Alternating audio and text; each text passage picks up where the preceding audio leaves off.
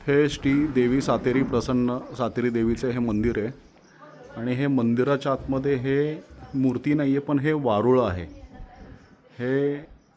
हे मंदिर जे आहे हे 532 वर्ष जुनं मंदिर आहे। हे इथेच आपलं देवी भगवती मंदिरच्या बाजूचं मंदिर आहे आणि देवी भगवतीचं जे मंदिर आहे ते तुम्हाला मगाशी मी जे सांगितलं ते 500 वर्ष आहे, पण ते 500 वर्ष नाही, ते कमीत कमी ते 550 वर्ष आहे। आणि हे पिंपळाचं झाड आहे।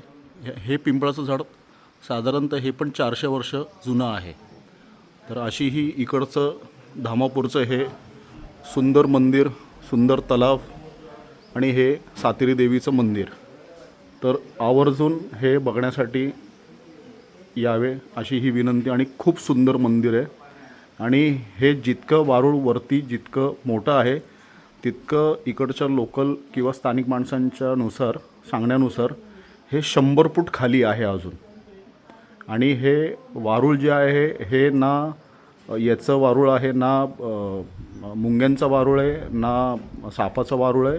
हे वारुळ जे आहे हे वाळवीचं आहे, कारण का वाळवी हे एक असं आहे की जे 100 फूट खाली पाण्याच्या शोधासाठी जातं। आणि इथे ह्या लोकल गाववाल्यांचं किंवा इकडचे हे दादा जे बसलेले जे काही प्रोडक्ट्स सुंदर विकतात आहेत, बेलफळातले ज्यूस वगैरे एकदम नॅचरल, काही मी पण घेतले त्याचे प्रोडक्ट्स खूप सुंदर आहेत, विदाऊट शुगर, डायबिटीज लोकांसाठी स्पेसिफिकली।